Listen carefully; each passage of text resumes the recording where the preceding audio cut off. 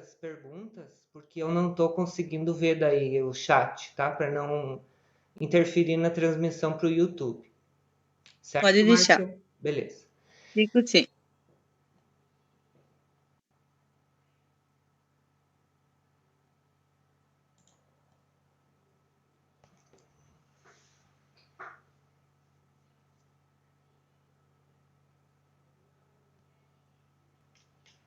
Muito bem. Já estamos ao vivo no YouTube. Eu gostaria de agradecer a presença das unidades de Caxias, Passo Fundo e Getúlio Vargas. Boa noite a todas e todos, professores, alunos, a comunidade que nos acompanha pelo YouTube. Um agradecimento especial aqui à Secretaria Municipal de Educação de Getúlio Vargas, que é a nossa convidada de hoje,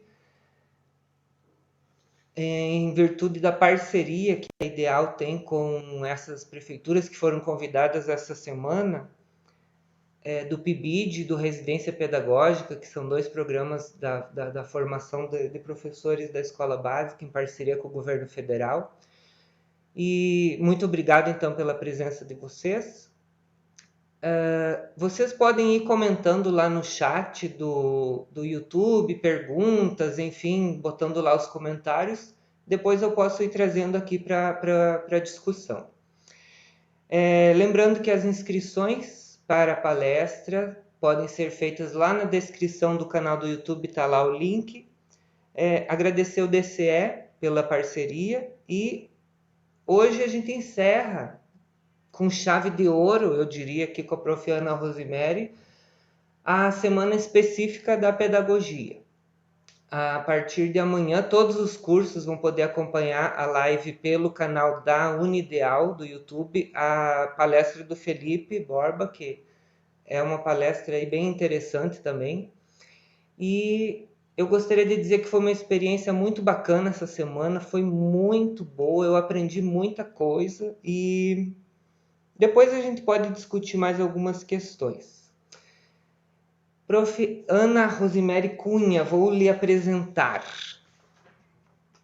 Primeiro eu quero te agradecer assim de coração, porque eu te admiro muito, tu ter acertado. A professora Ana Rosemary Cunha é pedagoga da Educação Especial para Deficientes Mentais pela PUC-RS, psicopedagoga clínica e institucional pela FAPA, mestre em educação pela PUC do Rio Grande do Sul. Atualmente é estatutária da Prefeitura Municipal de Porto Alegre e também professora visitante em curso de pós-graduação em Educação Inclusiva da PUC, Rio Grande do Sul, e Unicinos. Tem experiência na área de educação, com ênfase em educação especial, atuando principalmente nos seguintes temas: inclusão, aprendizagem, escola, família e atendimento educacional especializado. Também atua em assessorias e palestras a municípios no programa União Faz a Vida, com a temática da educação inclusiva, educação especial e seus subtemas, que foi por aí que eu tive contato com a prof. Ana Rosemary. Exato. E também já veio para dar aula aqui na pós de atendimento educacional especializado na Unideal.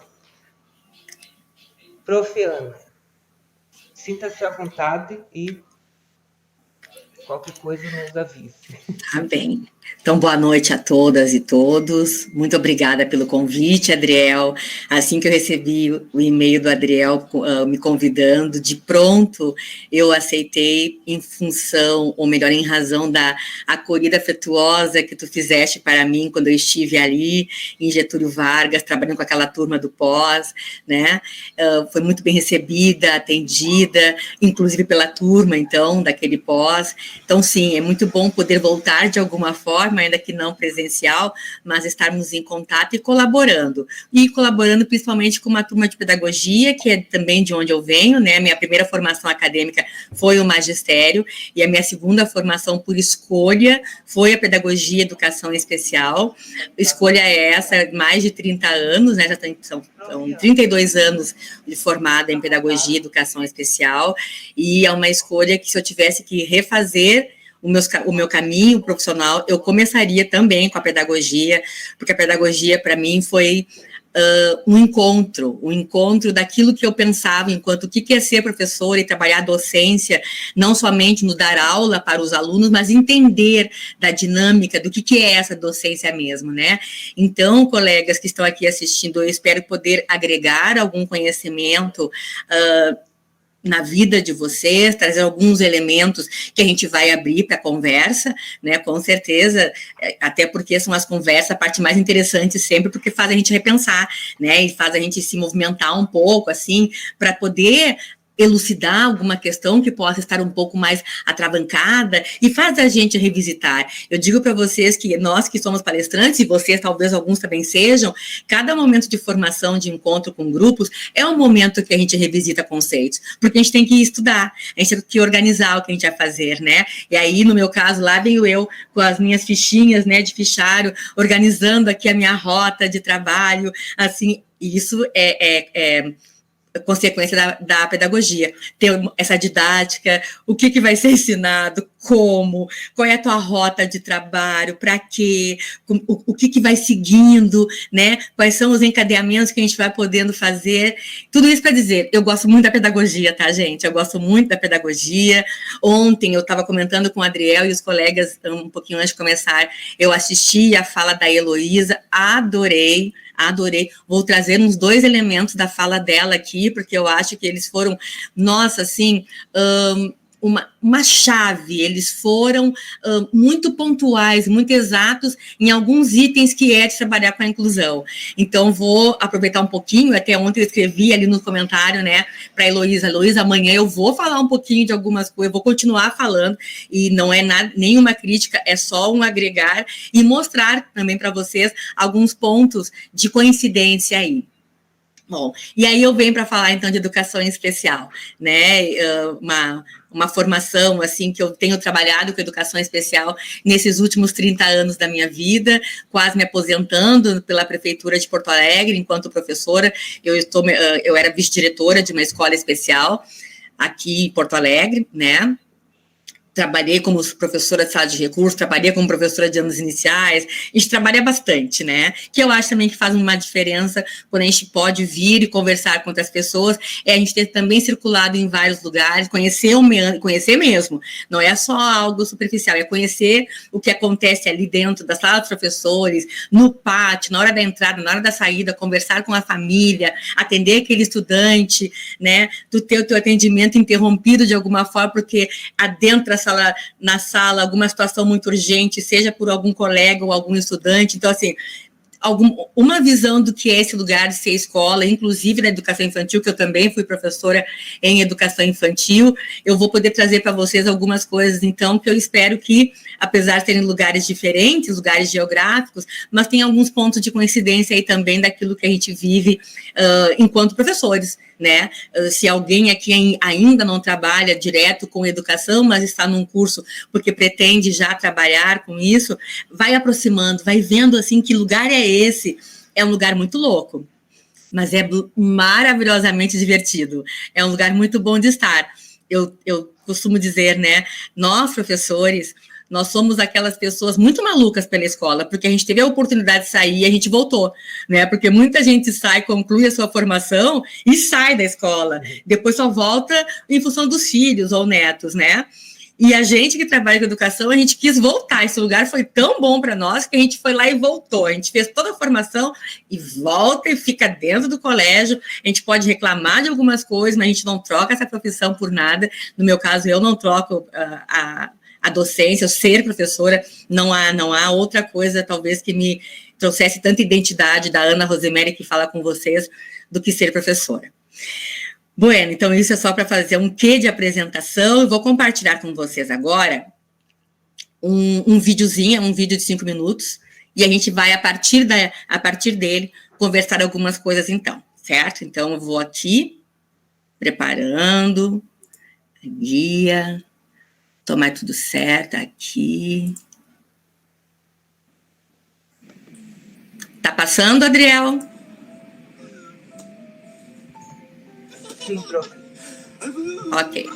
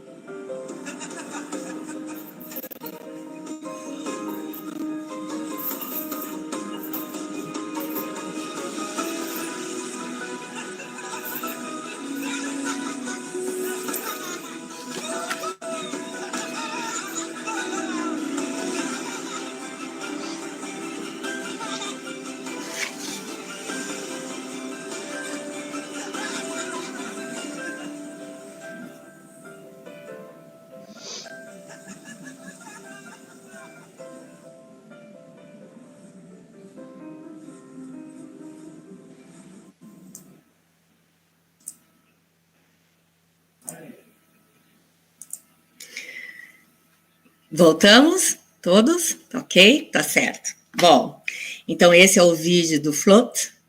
É um vídeo real, né? Aconteceu um tanto dessa história, desse menino com esse pai. O pai é um funcionário da Pixar, que faz as animações, né? Para os desenhos.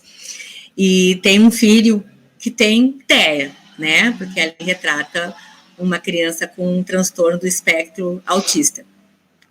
E a partir daí muitas coisas a gente vai considerando então, certo? Só para situar, nós combinamos, eu e o Adriel, que eu falaria um tantinho, uns 40, 50 minutos, né, Adriel? E depois a gente abriria para conversar. Então, eu vou seguir isso. Anotem bem as perguntas de vocês ou comentários, né, para a gente poder ir explorando. Então, assim, acho que a partir do Float, né, algumas considerações, eu convido a gente a fazer, né, eu fazendo junto com vocês essas considerações.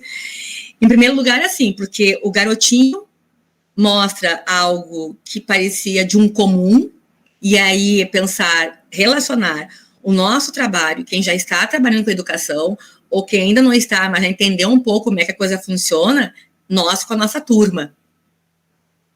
Nós temos uma turma e de números variados aí de estudantes participando dessa turma, e num princípio parece tudo bem, né? Ali como pai, com ele, brincando ali, apresentando ao garotinho algumas experiências de vida importantes, a brincadeira, o estar, o assoprar a florzinha, o experimentar, né? Porque a aprendizagem e a pessoa público-alvo da educação especial precisa passar pelas situações de experimentação, de vivências pedagógicas.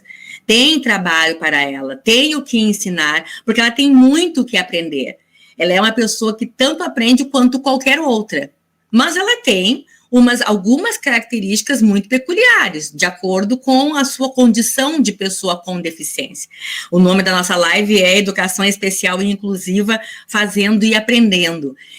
Eu posso imaginar que, num certo momento, a gente tem um receio, porque quando a gente sai daquela apresentação inicial, e todos nós passamos por isso, a gente parece que está meio preso ainda àquela apresentação inicial lá de março, né, fevereiro e março, porque depois o mundo tomou um outro rumo, e nós estamos hoje em atividades remotas, mas de um jeito de vincularmos aos alunos muito diferenciado. Mas voltando para aquele padrão mais conhecido do que é aprendizagem, ensinagem, desenvolvimento do estudante e o nosso também, nós temos ali, então, nossa frente uma turma e daqui a pouco algumas coisas começam a mostrar que são diferentes. Bom, que aquele estudante, aqueles estudantes, aquelas, têm algumas coisas diferentes. E aí, um pouco aquilo que o pai fez, né? O gurizinho vai e voa, e o pai até fica meio encantado um pouco no início. E daqui a pouco ele se dá conta da estranheza que pode ser aquilo, vai lá e segura o garoto e entra para a sala de aula. Então, tem coisas da educação, num todo, que nos fascinam. Eu penso que quem decidiu trabalhar com educação, de ser professor, é porque gosta de se encantar pela maravilha que é o ser humano. Porque ninguém vem com um livro de receita, ninguém vem com manual, quando muito um pai e uma mãe que conseguem falar sobre esse filho desde um pouco antes do seu nascimento. Mas fora aqueles relatos que são contados por pessoas e não por aquela criança não vai contar como é que era a vida dela com 1 ano de idade. Ela não tem esse repertório, né, ali de memória para poder contar, para poder significar as coisas. Então, essas crianças que chegam para nós e a gente, naquela interação com elas, tomara que vocês sempre se surpreendam com os educandos de vocês, sejam com os bebês ou com as crianças mais velhas, com os jovens, porque trabalhar com as pessoas é encantamento.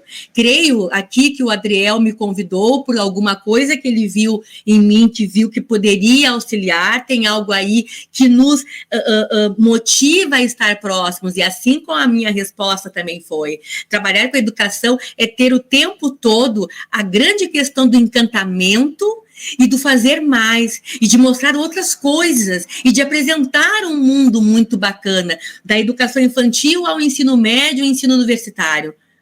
Nós queremos trazer alguns conhecimentos historicamente construídos por outros e não só por nós, e a gente conta isso de um jeito muito nosso. Nós temos caixas de jogos, nós temos repertórios de teatro, nós temos várias linguagens para apresentar, e nisso tudo teremos estudantes público-alvo da educação especial.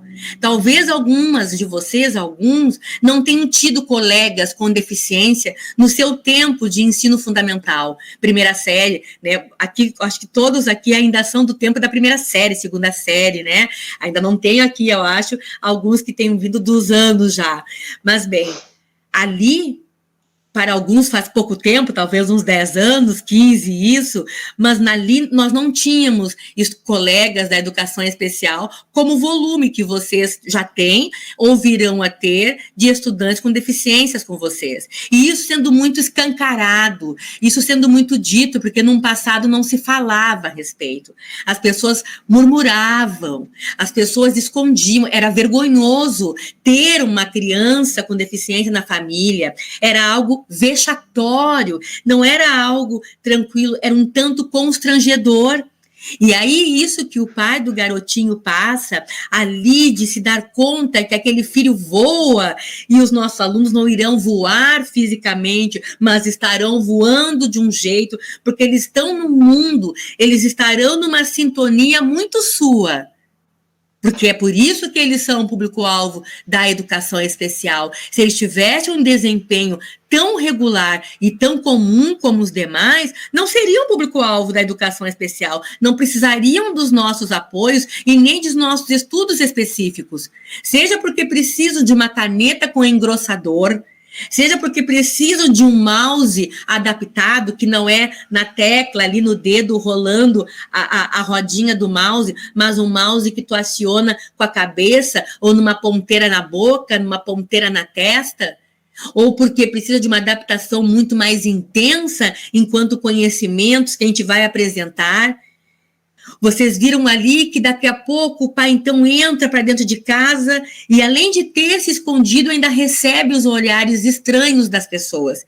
E aí, uma das considerações que eu convido vocês a fazer é: por que nos aproximamos das pessoas? É uma resposta muito nossa, isso não depende dos outros, não. Termos, enquanto pessoas que trabalham com educação, e uma vez que a educação hoje, ela pauta a educação inclusiva, não tem como fugir, nem devem, porque se alguém vai fugir da educação inclusiva, tem que fugir da docência, tem que fugir da profissão que é ser professor ou professora. Porque ser professor e ser professora é trabalhar com qualquer diversidade. A minha, por exemplo, eu sinalizo para vocês, eu apresento para vocês destacadamente que eu sou uma pessoa negra. Então, eu tenho que pensar na diversidade, por exemplo, da etnia, da cultura afro, de entender algumas manifestações. Não vou copiar, mas eu vou respeitar. Eu vou entender que o samba não é só do povo negro.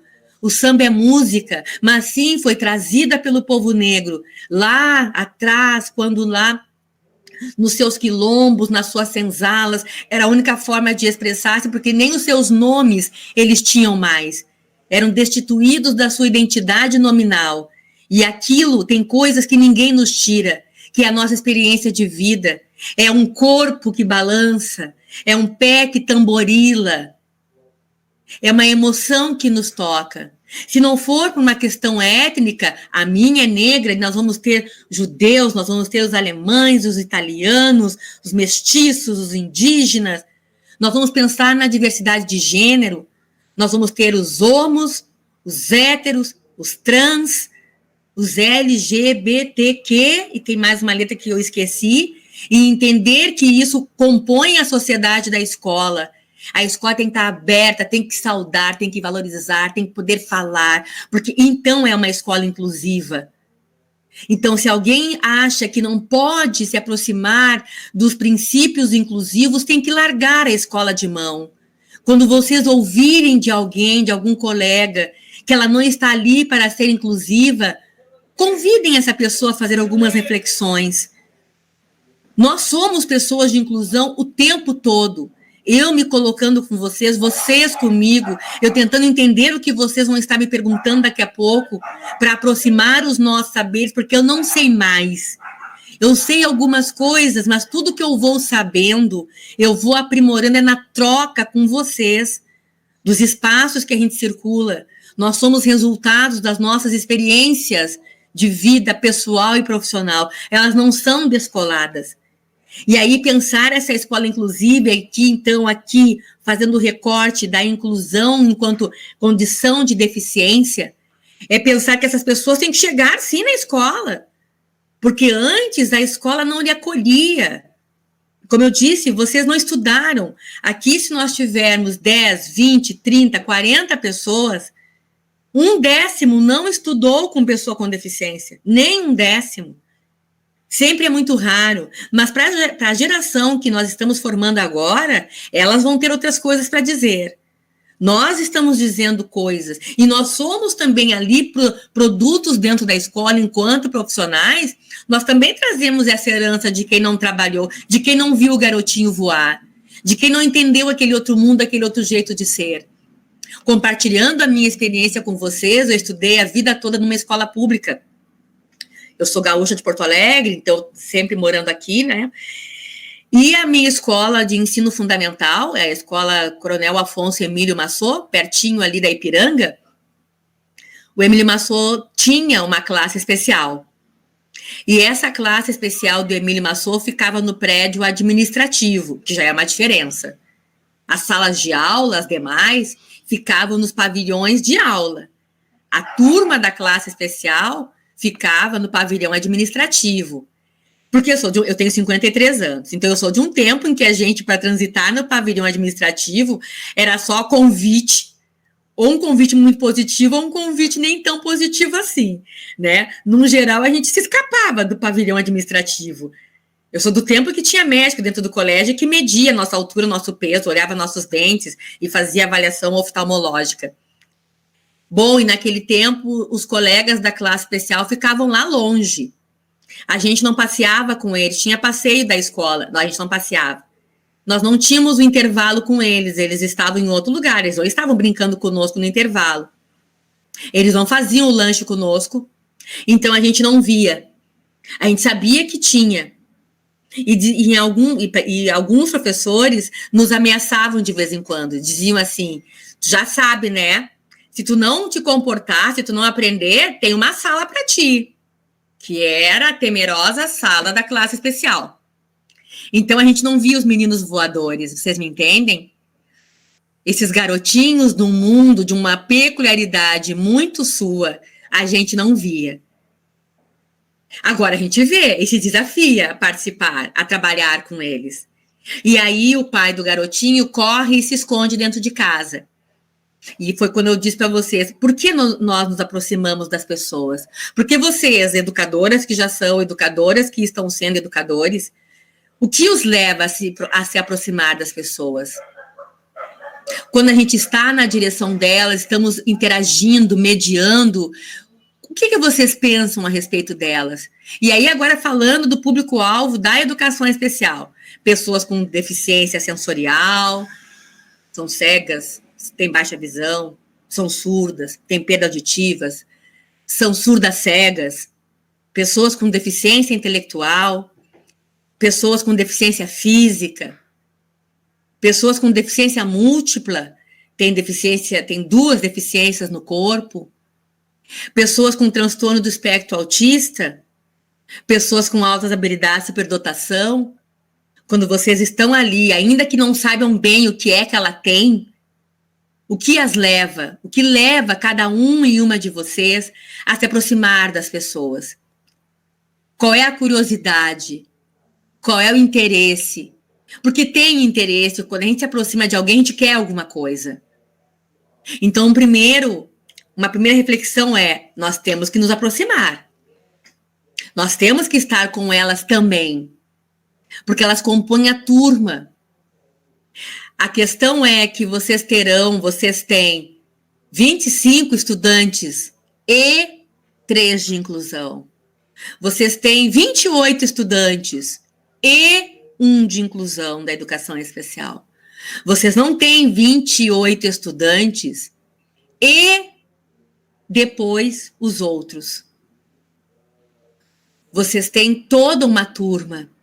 Ou seja, a turma de vocês não pode ser composta por... Eu tenho 20 estudantes e 3 de inclusão.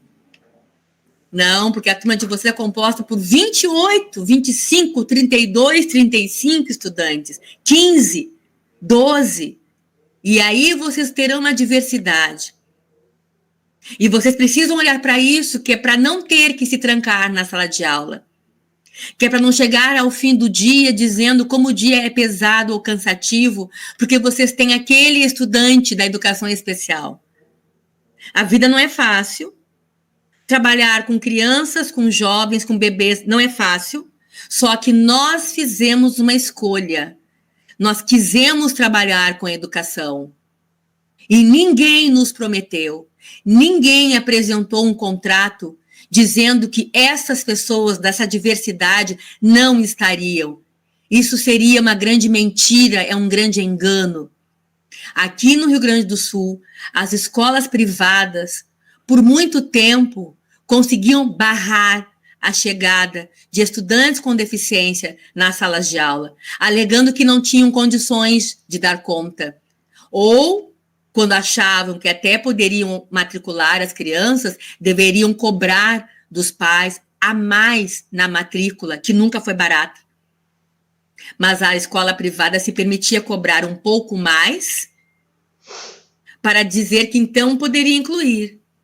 E nós temos hoje algo muito diferente, que é uma CONAI que aconteceu há anos atrás, que é a Lei Brasileira de Inclusão, e um Ministério Público atuante no Rio Grande do Sul. Eu acompanho bastante, então eu fico muito à vontade para dizer isso, olhando, verificando, analisando como estão os processos inclusivos para o público-alvo da educação especial, na escola pública e na escola privada.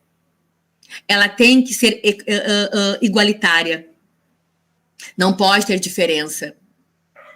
E aí vocês também vão ver nas escolas de vocês esse número muito grande de estudantes. E ter tudo isso, eu digo para vocês que é para evitar cada vez mais a estranheza. Porque lá atrás, no nosso tempo, nós com 10, 9, 12 anos, quando a gente não via essas pessoas sendo nossas colegas salas de aula, como será que essa pauta chegava para nós? E aí também tem um exercício, a gente se aproximava dessas crianças, nós éramos crianças também. Nós nos aproximávamos delas, alguns sim, a maioria não. Hoje, nós que fomos criança e nós somos hoje adultos, frutos da nossa infância. O que foi que nós fizemos ali atrás com as pessoas da educação especial, no reconhecimento e na convivência. E quanto mais a gente não fez, mais estranho parece. Parece essa interação com o público-alvo da educação especial. Por isso que eu digo para vocês, por que a gente se aproxima? Qual é o nosso interesse? O que é que a gente quer? A gente quer entender ou a gente quer colocar um post-it nela? Ficar colocando rótulos. Post-it na ideia, né? Tu bota ali, porque um post-it nunca é para escrever um texto. O post-it vem para a gente escrever uma palavrinha ali, algo que, né, aviva a nossa memória, e a gente bota ali na tela do notebook, na mesa, no caderno, na capa do caderno. Lembretes. Por que será que a gente se aproxima da pessoa? Para colocar post-it nela? Classificatórios? A gente quer interagir com aquela criança, a gente quer entender que voo é esse que ela faz. Logo em seguida, e pensar essa aproximação é falar da solidão. O pai se sentiu só, o pai aparece o interior da casa, mais lúgubre, né? Pouca iluminação, e o garotinho lá, escrevendo no teto. E até que o pai vai e bota uma corda no guri. E dá para a gente entender, da maneira física, como o pai se mostra ali, de um certo desleixo, um certo abandono, um certo cansaço. O que vocês estão fazendo com a experiência de ter, neste ano, no ano passado, ou o que vocês farão com a possibilidade de ter com vocês um estudante de educação especial. Quando eu e o Adriel pensamos o nome Fazendo e Aprendendo, é porque a gente vai aprendendo a fazer. Não há livro que a gente leia que traduza na íntegra o que é essa experiência. Não, porque vai ser exatamente no movimento que vocês terão de interagir com as pessoas, na boa curiosidade de entender, mas como é que é isso mesmo? Por que faz dessa forma? Como é que consegue fazer isso? Porque eles conseguem muita coisa. E digo isso para você, sendo professora de escola especial, fui professora de AEE, professora de turma comum e funções de gestão em escola, coordenação pedagógica, direção de escola. E sempre me coloquei muito no fazer junto com os professores, fosse eu o cargo que eu tivesse, e convidando as pessoas a vir. A educação especial, ela se abre para o mundo, porque as pessoas são do mundo, elas não são de uma profissional, elas não são de um serviço, elas são da vida. Se a gente educa as pessoas para a vida, essa pessoa público-alvo da educação especial também é para a vida, porque ela também tem como viver do seu jeito peculiar e cabe a nós acessá-la. Não é ela fazendo um esforço unilateral de estar nesse lugar ou de tentar nos acessar, porque quem tem repertório acadêmico e formação somos nós. Então, o compromisso é nosso de ir lá, ouvir as lives que tem, ler os livros, conversar com quem está fazendo, abrirmos as nossas possibilidades de aprendizagem, conversar com o colega, por mais estranho que vocês achem, que aquela pessoa, como é que ela consegue fazer isso? Vamos ali, vamos conversar com ela. Algo que acontece geralmente na passagem dos anos iniciais para os anos finais do ensino fundamental é aquele grupo de professores do 6º ano em diante olha para o estudante da educação especial e diz assim, meu Deus do céu, como é que deixaram essa criança, esse guri chegar assim aqui no 6º ano? Não está alfabetizado, não sabe nada. Como é que deixaram passar? E aí é muito curioso que, na maioria das vezes, são estudantes que estão na mesma escola há anos. Eles fizeram os anos iniciais nessa escola que o grupo de professores, então, daquele ano, reclama. O que isso mostra? Que alguém não se aproximou de alguém aí. Faltou uma interlocução dessa mesma escola, dos professores dos anos iniciais, falando com os colegas dos anos finais. Porque não é obrigatório ter formação em educação especial. Não, não é isso. Agora, a capacitação, sim, está na lei. A LDB, no capítulo 5, que é o capítulo da educação especial, e se vocês não leram, deem uma lida, o capítulo 5 da educação especial.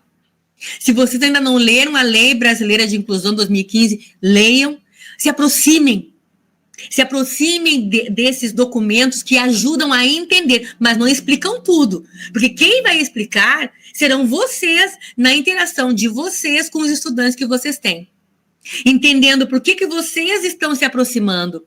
Vocês se sentem sós nessa trajetória? O trabalho às vezes fica mais pesado? Ninguém dialoga com vocês? Qual é o movimento que vocês têm feito de querer dialogar com os outros? O que é que vocês estão produzindo de conhecimento e que mesmo sem ter a certeza que está tudo ótimo, a gente abre a porta e chama, convoca coordenação pedagógica, orientação, direção da escola, porque o compromisso da inclusão não é de cada uma e um de vocês que estão assistindo, não é. O compromisso da inclusão é da escola. Então, a partir do momento que a matrícula é feita, nós temos que fazer esse exercício de assumir a inclusão juntos. Tem serviços específicos para qualificar a inclusão dentro da escola? Tem, que é o AEE, o Atendimento Educacional Especializado. Tem. Se não existe o AEE ainda, não é terra arrasada. Se ainda não temos o AEE, teremos sim algumas falhas no processo. Mas tem muito para se fazer, porque nós vamos ter que lembrar que nós também temos um tempo em que não tinha AEE. mas também não tinha tanta capacitação em serviço, não tinha tanta conversa sobre inclusão, sobre educação especial. Hoje tem. Eu me formei num tempo, eu sou formanda da turma de 88 da PUC, século passado, né? Sou jurássica. Mas naquele tempo, era claro, os alunos ou estavam nos lares, por exemplo, a Casa Menino Jesus de Praga, ou o Lar Santo Antônio do Excepcional, que é aqui em Porto Alegre, ou elas estavam em escolas especial ou APAE, ou elas estavam nas classes especiais, que era o máximo de diversidade que se via. Porém, falei para vocês onde é que estava a classe especial da minha escola. Num canto, sem interação com os outros. Claro que eu entendo que a educação infantil tem recreio diferente, passeio diferente dos outros anos. Mas em sendo jovens com 12 anos, porque era a faixa etária da classe especial, era de 10 a 12 anos. Eles não estavam conosco. Eles estavam num outro lugar fazendo, sei lá, eu que... Não, eu até sei o que é, mas assim, hoje eu sei porque eu sou uma profissional e fui estudar, mas naquele tempo a gente não sabia o que era. Então, essa solidão que o pai do garotinho sente, que se esconde, a solidão que porventura vocês possam ter sentido, porque mais ninguém queria falar com vocês, porque vocês bateram em muitas portas querendo entender e as portas não abriram e vocês tiveram que ir sós, que vocês têm força para mudar isso. E eu digo para vocês que a força está no argumento técnico, porque nós somos profissionais. Não é voluntariado. Vocês não estão na escola para fazer voluntariado. Ou seja, vocês têm deveres e têm direitos. Vocês têm salário, vocês têm turma, vocês têm planos a cumprir. Alguém tem deveres com vocês também. Então, vocês se arguírem de argumentos técnicos. Por isso que eu convoco vocês a ler um pouco mais os documentos que legislam a educação especial.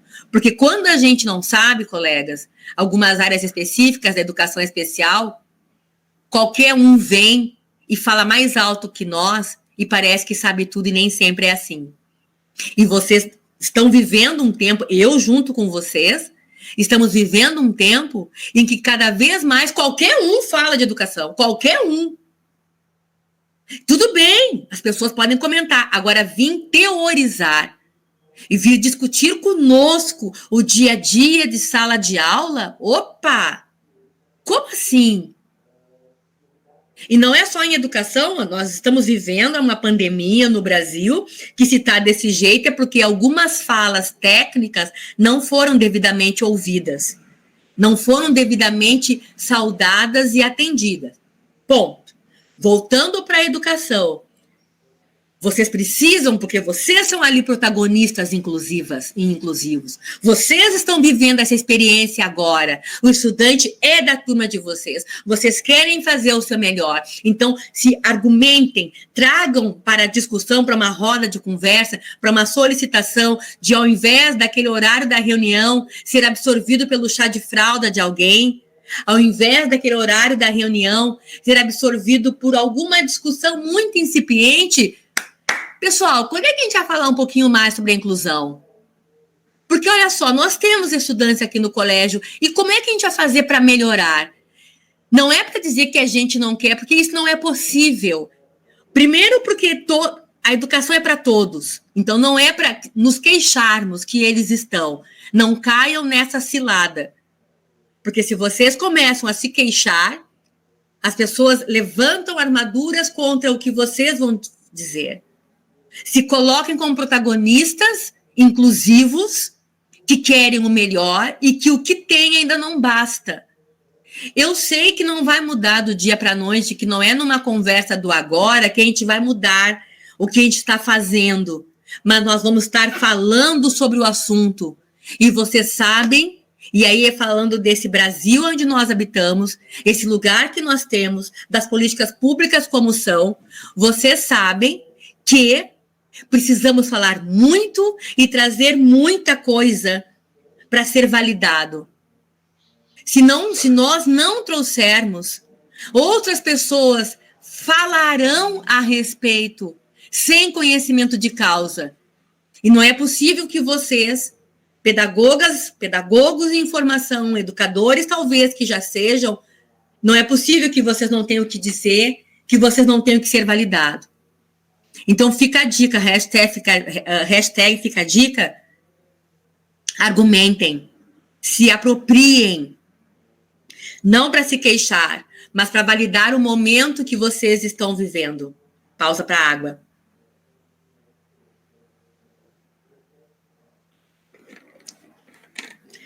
Porque quando a gente for falar com os nossos interlocutores, por que nos aproximamos, logo em seguida, nós vamos ter que falar como que a gente se aproxima. O pai ali amarrou uma corda, porque era o jeito que ele conseguia interagir. Nós vivemos numa era em que não se amarra mais, porque a gente sabe das amarras que foram feitas no passado.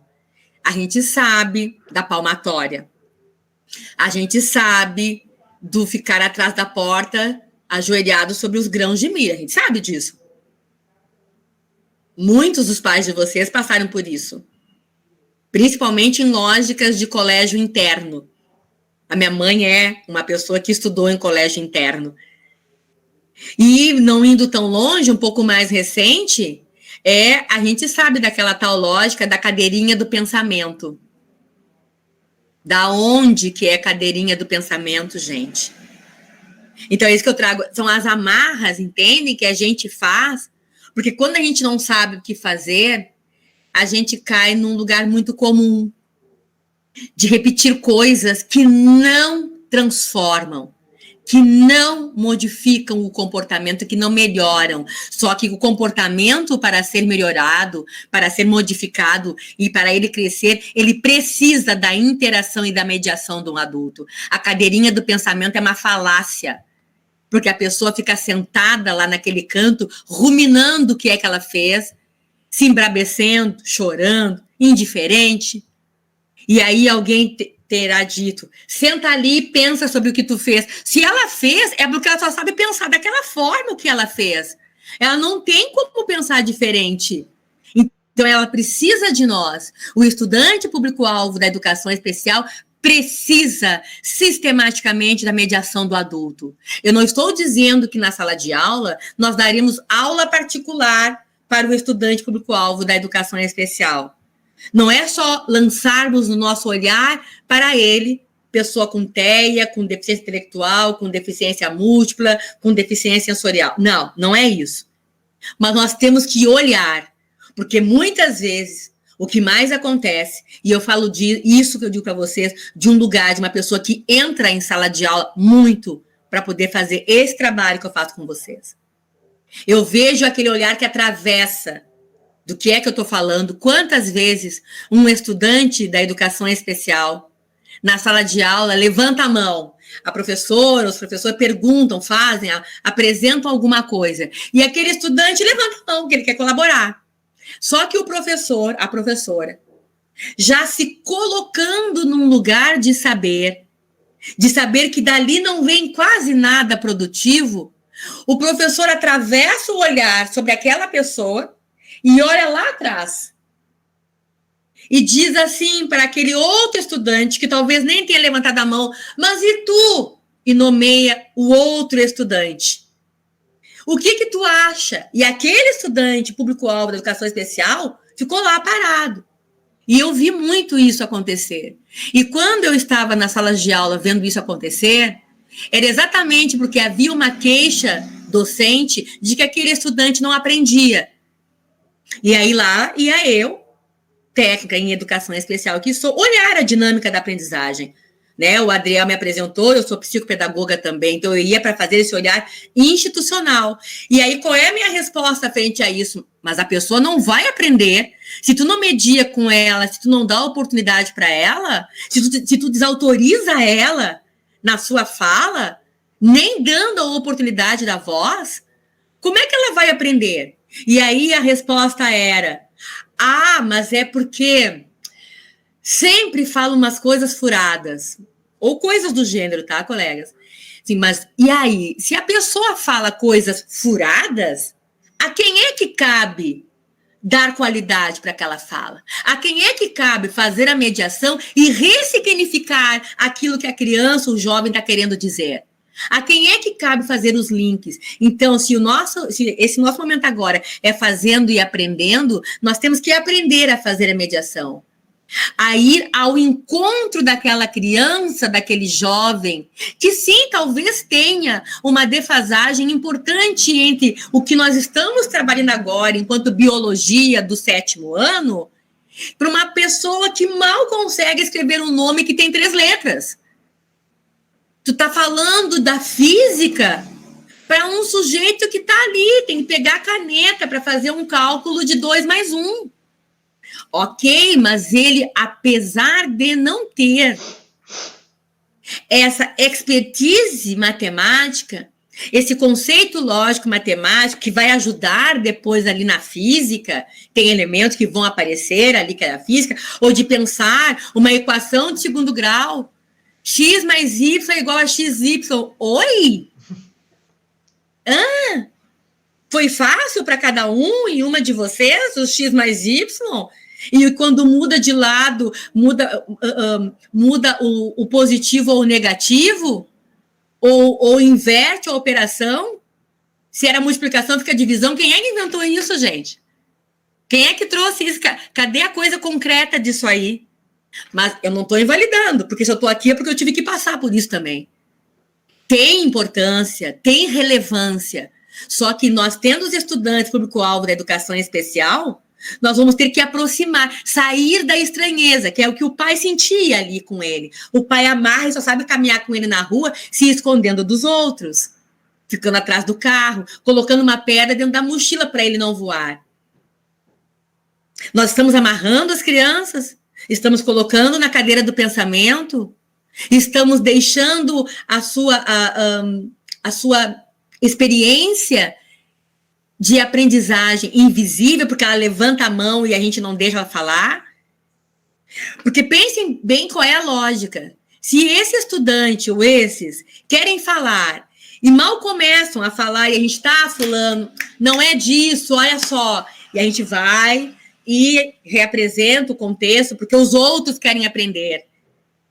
Todo mundo quer aprender. Todo mundo quer. E nós vamos ensinar a todos. Ou a gente desqualifica esse estudante e aí cria o consenso na turma de que aquele colega, vamos pensar que se fosse eu, a Ana, a estudante com deficiência da turma de vocês. Eu, Ana, quero falar. Eu, Ana, começo a falar gaguejando. E vou dizer uma coisa para vocês que não é mais segredo para ninguém. Eu era uma aluna gaga. Eu entrei no magistério e gaguejei. E me convidaram a sair do magistério. Porque a diretora da escola disse para minha mãe que lá o colégio tinha a tradição de formar professoras com muita nota boa, com muita competência, e eu, gaga, não poderia ser professora. Então, dessas marcas que a gente traz, das coisas que a gente viveu, das coisas que a gente ouviu, ou que a gente viu, como é que a gente está se colocando? Nas amarras, nas tramas que impedem o crescimento, ou a gente está tentando desamarrar? A gente está se aproximando porque a gente acha que é possível. A gente vai lá e experimenta de um outro jeito. A gente inventou um jeito. Nós inventamos um jeito agora. Estamos vivendo um tempo de inclusão mundial, total. Total. O globo terrestre todo está se incluindo, porque ninguém sabia que viria isso a partir de dezembro do ano passado e para nós, março deste ano. Ninguém, não estava escrito. Nós não tivemos em quem nos apoiar e aprender olhando para a experiência alheia.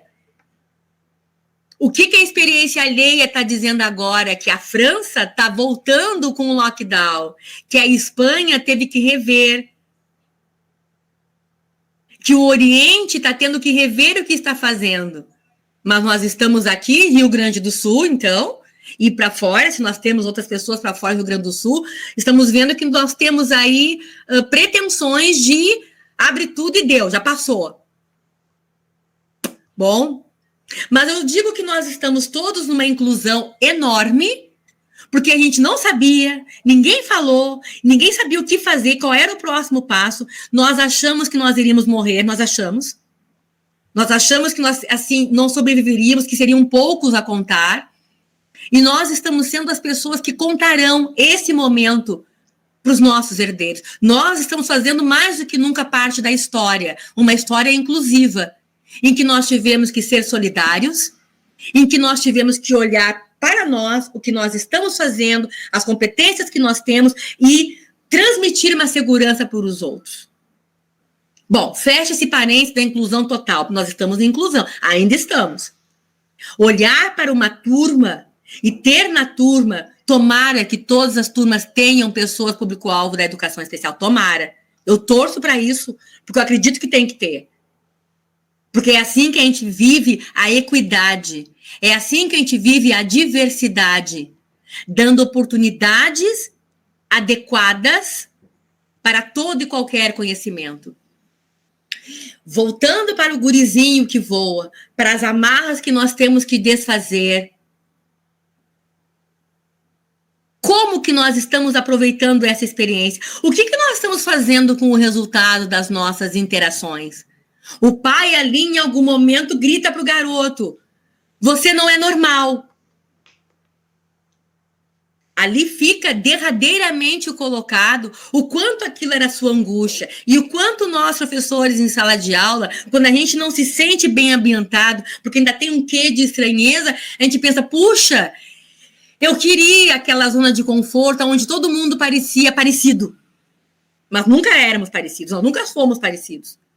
Mas tinha algo de uma zona de conforto colocada que todo mundo era parecido, que a gente aprendia assim, todo mundo tinha uma média. Só que a nossa palavra, a nossa frase já traz isso. Se era uma média, e quem não estava na média estava onde? Rodando. Quem não estava na média estava rodando uma, duas vezes, estava onde? Na classe especial. Quem não estava na média, estava rodando, talvez tenha feito a classe especial, estava onde? Se evadindo da escola. Não é à toa o número enorme de evasão. Não é porque a pessoa não quer. Não é só porque tem os malandros, os preguiçosos. Não acredito nisso, leio muito, não posso concordar. Eu vou olhar muito mais para uma forma de organização pedagógica do espaço e o que é que nós estamos fazendo, incluindo a todos, a nós e aos colegas. E eu digo a nós porque a inclusão não pode ser só por lado de lá, aonde o dedo aponta o lado de lá. Porque eu fico à vontade para problematizar com vocês o que nós estamos fazendo, falando e como estamos convivendo com os nossos colegas professores homossexuais, eles e elas. É uma aproximação real ou é algo só para vitrine? O que nós estamos fazendo com os nossos estudantes indígenas? Quando a gente olha para eles aqui em Porto Alegre, na Rua da Praia, cada uma de vocês vai ter a sua experiência. O que a gente consegue pensar? Eu vou dizer para vocês que o que eu penso é que Brasil horrível que tirou a terra desse pessoal e não conseguiu dar condição de vida adequada. É isso que eu penso. Porque é nisso que eu acredito. Um jeito tal de fazer políticas de não direito, de destituir coisas, de aniquilar e de botar à margem e de deixar e não oferecer o que era, e não sustentar o que já era e de dilapidar o que poderia ter sido. É para isso que eu olho. Então, pensar essa inclusão não pode ser só quando eu vou ter uma turma e vou falar com ele. É como a gente vive a inclusão. Como é que a gente traduz isso para os nossos filhos? Quando nossos filhos começaram a namorar, foi tranquilo para vocês pensarem, talvez tenha uma relação homo. Nós botamos isso na mesa? Se é para uma questão étnica, nós temos no Rio Grande do Sul, alguns lugares, algumas cidades com um certo predomínio étnico pela sua fundação, tudo bem. Mas é olhar para esses lugares e pensar, quem é que habita esse lugar? Que corpos são esses? Uma educação antirracista não é só porque tem uma negra ou um negro na sala. Não é.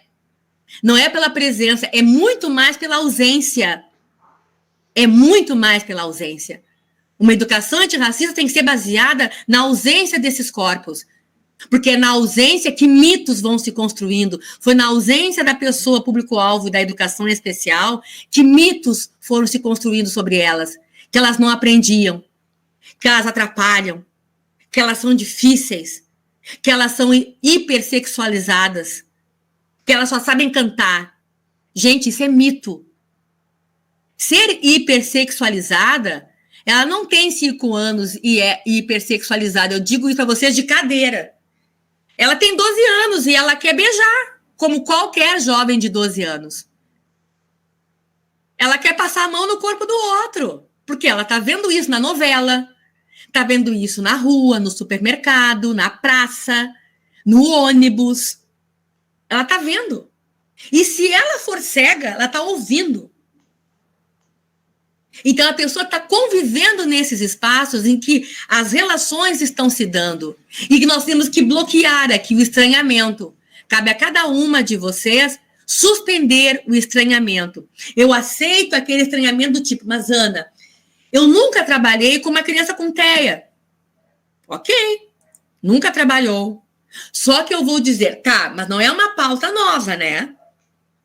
Falar de autismo, hoje o nome é TEA. Nos últimos 10 anos, 7, o nome tem sido TEA.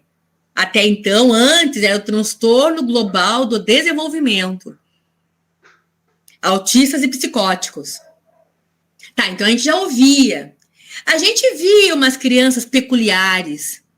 As crianças que andam nas pontas dos pés. Pode ser engraçadinho com 2 anos, com 10 anos, andar nas pontas dos pés. Tem algo de estranho aí, tem algo de peculiar aí. Tem algo do voo aí. E aí nós vamos ter que transformar isso. Essa curiosidade que essa criança tem ali, vocês viram que quando o pai olha e não encontra mais ele na cordinha, ele está lá mexendo, né, voando em torno de outra criança no balanço.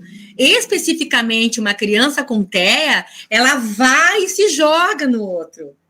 Não tem essa muralha. Porque ela não entende, porque essa é uma das suas características. Ela vai, ela se lança no corpo. Ela vê algo interessante, um colar, uma pedrinha da blusa. Ela vê um brinco, é o cabelo com uma mecha vermelha. Ela vai para o toque. Então, o voo que o garoto faz de ficar no entorno, eu traduzo como a busca da criança com TEA que vai no outro. E eu não vou dizer para a criança, sai daqui. Eu vou dizer para ela, e aí é onde entra o tecnicismo da educação em especial para ajudar vocês. Eu vou ter que dizer para a criança com TEA, como se fosse eu e o Adriel aqui, que eu estou vendo aqui na tela. Talvez vocês me digam, Ana, pois é, mas está me trazendo algo assim que é bem específico. Sim, é bem específico da educação especial, é onde eu trago que o tecnicismo precisa. Vocês têm que pegar os argumentos legais de vocês e requererem o que lhes é de direito, mas também fazer aquele movimento de tentar se aproximar, de tirar a estranheza do olhar de vocês, de tirar da cadeirinha do pensamento, de tirar a amarra, de começar a se envolver. Transformem a amarra num laço que as une, que os une a essa criança. Fiquem perto. Em algum momento, eu fui observar um outro estudante de uma escola pública lá no seu período escolar. E chegou a hora do intervalo, do recreio, né? Ele é pequeno, anos iniciais. E lá fui eu atrás dele. E ele tem TEA. Esse garoto tem TEA. Um TEA bem significativo. Ele não tem a expressão verbal compreensiva, então ele não consegue falar as coisas para a gente entender. Ele tem muitos ruídos. Ele faz da mesa dele um piquenique, porque tem muita coisa na mesa dele, né? E ele está numa turma regular. E aí eu fui observá-lo no recreio. E o guri é esperto, quando eu digo que as crianças sabem. Ele entendeu que eu estava lá por causa dele, e eu não sentei do lado dele, olhando para o rosto dele. Nunca, nunca. Tu não tem que violar esse espaço e marcar para todo mundo. Viu só, o fulano é tão difícil, tem que ter alguém aqui na sala para olhar para ele. Não, não. Deixa a coisa assim, se alguém entrar na sala de aula para observar, vamos apresentar como uma visita que quer ver o que a gente faz, ponto. Não digam que é a visita para ver o Adriel que tem TEA, não digam. Não exponham o Adriel. Não coloquem na mão da visita o poder de resolver a coisa, porque ela não tem o poder de resolver. Ela vai trazer ajudas, alguns elementos, mas depois quem continua é cada um em uma de vocês. Bueno, e aí eu fui lá, então eu fiquei lá na sala, sentada longe do guri, mas claro, né, um olhar meio que nas costas aqui para poder perceber ele. Eu circulava pela sala de aula, devidamente combinada com a professora da turma. Eu circulava pela sala, ia na mesa dele, ia na mesa dos outros, conversava com os outros, mexia no caderno, ok. E lá veio o intervalo, e lá fui eu, e fui sentar perto dele no recreio. Ele me deu uma olhada, uma mirada bem séria, do alto dos seus 8 anos, me olhou e deu uma rabanada com o corpo. Tipo assim, parar de me perseguir. Então, assim, a gente precisa dizer para eles, entendem? As crianças sacam as coisas.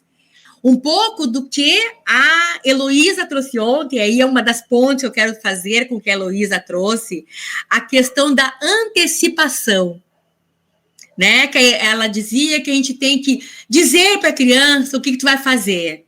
Gente, antecipar é um dos núcleos de trabalho para alguém com TEA. Porque a pessoa com TEA está nesse mundo dela, nesse lugar, nesse voo, né? Tá lá, com o seu material, rabiscando, pega o caderno, tá todo mundo copiando, e ela tá lá, em volta do quadro, com o seu caderno, e eu tô aqui fazendo movimentos que essa criança com TEA pode fazer. Hoje, em atividades remotas, vocês estão ali já com o dispositivo aberto, alguns estudantes participando, e ele está lá, caminhando lá atrás da tela, vocês não estão vendo ele. Talvez a família tenha colocado o dispositivo aberto, né, e chega a voz, mas ele não está ali interagindo, olhando os coleguinhas. Não tá, não vai estar. Dificilmente uma criança com TEA estará. Se ela estiver, é pouquíssimo tempo. Aonde eu quero chegar com a questão da antecipação?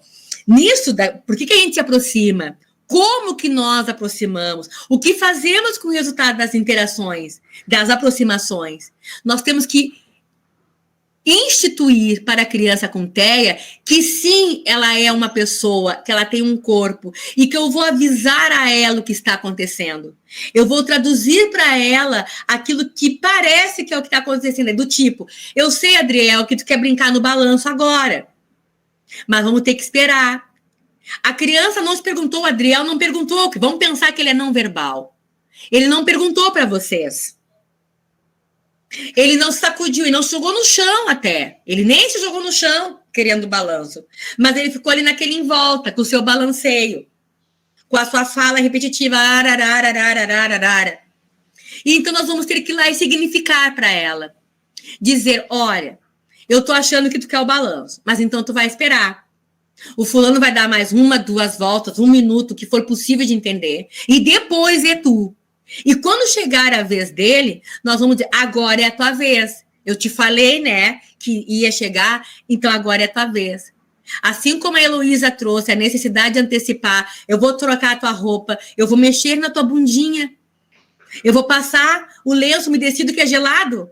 E ela trouxe isso muito bem ontem, a questão, o corpo tá quente, e lá vem, né, quem trabalha com bebês, e troca a fralda, e bota a fralda, levanta a perna e faz aqui. Essa invasão no corpo tem que ser muito cuidada, porque a gente invade o corpo do outro. Segurar o braço da pessoa é uma invasão. Tu tem que ter permissão. Até porque em tempos que nós vivemos, de lamentavelmente, tanto abuso sexual quanto a criança e adolescente, nós temos que educá-las a não permitir essa invasão assim, de não se acostumar que o corpo seja invadido. Então, nós, educadores, a gente não fez a formação sobre sexualidade, eu não fiz. Alguns talvez tenham feito. Só que a gente é antenado, a gente está lendo, a gente está ouvindo, a gente está participando, a gente está conversando em rede, é conselho tutelar, é serviço social, é a psicóloga, que a Heloísa é uma psicóloga, né? É a psicologia nos ensinando. Então, assim, tem várias redes de saberes aí interligadas, e que nós estamos ali, numa escuta ativa com as pessoas, tentando traduzir isso no nosso dia a dia. Então, uma criança com TEA também precisa da antecipação, do avisá-la do antes, do continuar a informá-la no durante. e mostrar o resultado depois. Mas eu sei que não segue um fluxo assim, retinho. Que a criança com TEA, o jovem, ele é muito intenso nas suas manifestações. Então, eu sei que mais parece um exame cardíaco, né? Sobe, desce, aqueles risquinhos, do jeito da criança com TEA se manifestar. Mas elas se manifestam. A criança com deficiência intelectual, o jovem com deficiência intelectual, que está ali baratinado para resolver a tabela periódica. Vocês lembram da tabela periódica? Lembram todos os elementos da tabela? Pois é.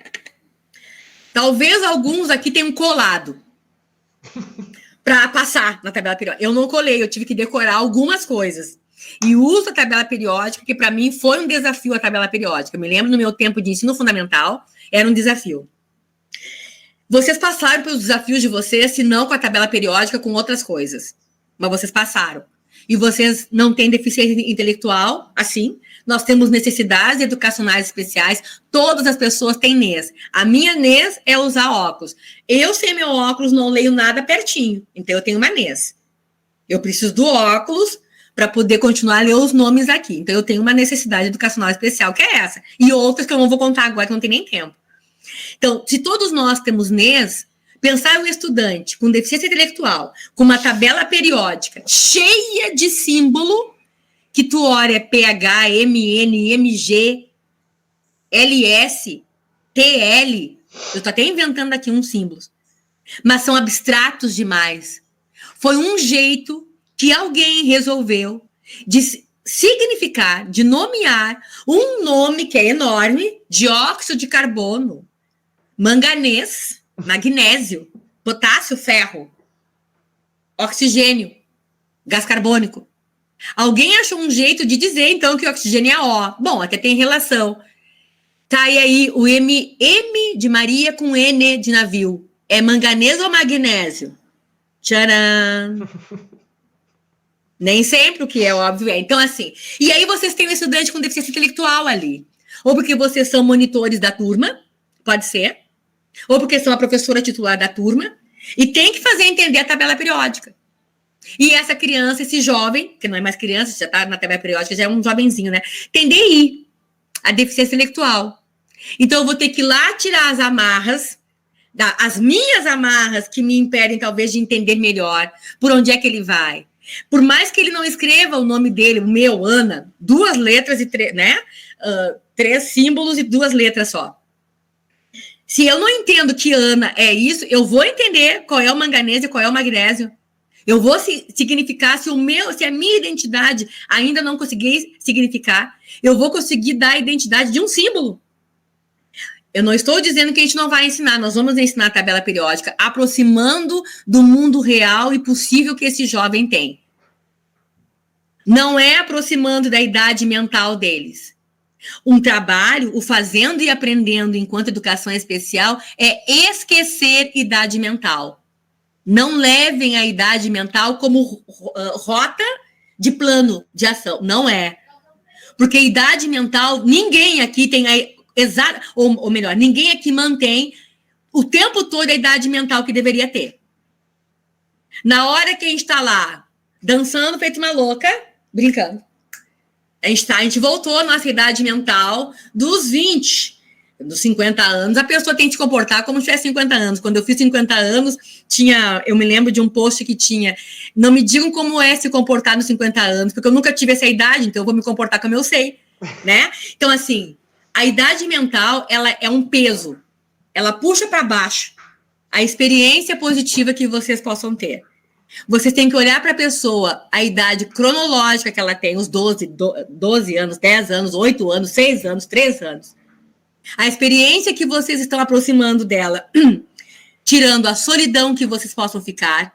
Eu vou já tentando encerrar para dar espaço para as conversas, tá, Adriel?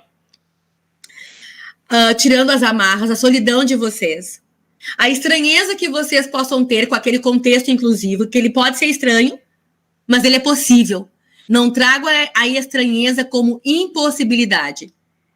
Tirem o cansaço. Uns dirão para vocês: fulano, como é que tu aguenta?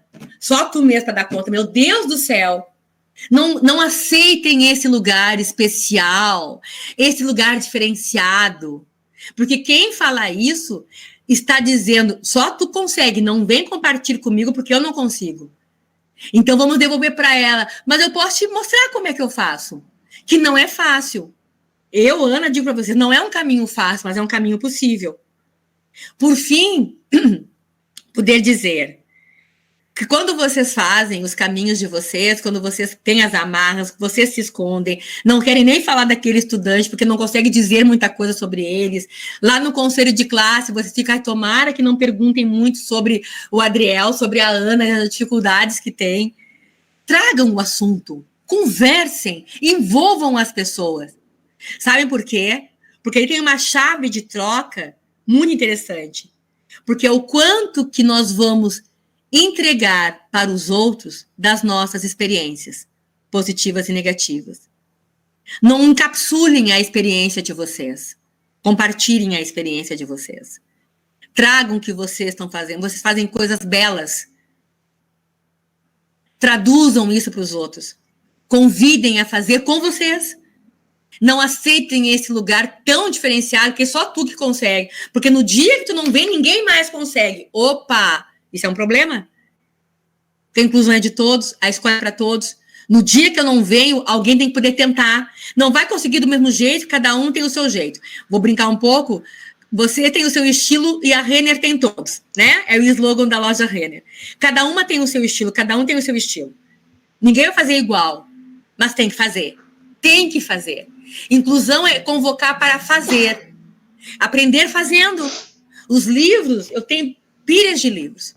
E tem situações que vocês vão trazer, você, meu Deus, pois é, né? Tá, e aí vamos tentar entender o contexto, então. Vamos lá, vamos do início. Nome. Não venham com a situação, é um cadeirante, é um surdo, é um deficiente. Não, não é, gente, não é. Eu vou ler aqui os nomes estão para mim, né? É a Márcia, é a Marielle, é a Vanessa, é a Ravena, é o Adriel, é a Sandra. Não é a condição. Não é o branco, não é o negro, não é o indígena. Não é o gay, não é o hétero. Não é. É a identidade que ela tem. Então a gente vai falar de quem. Isso tira o estranhamento, isso tira o isolamento, isso tira a solidão. Abram-se. A inclusão é maravilhosa. E cabe a nós fazermos. O quanto nós vamos fazer vai ser de acordo com as passadas que nós nos permitimos dar. E tomara que vocês deem muitas passadas, muitas.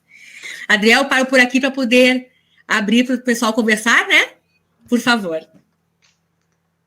Prof, eu vou só botar aqui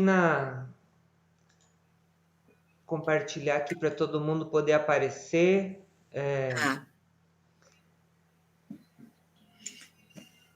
Bom, eu tô aqui, que eu olhei para o relógio e pensei, nem vi o tempo passar, né?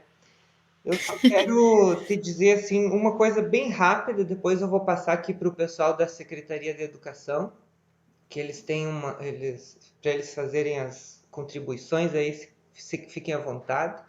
Vou registrar agora aqui a presença da nossa secretária de Getúlio Vargas, a Sandra. Na sequência, já te passo aí, Sandra.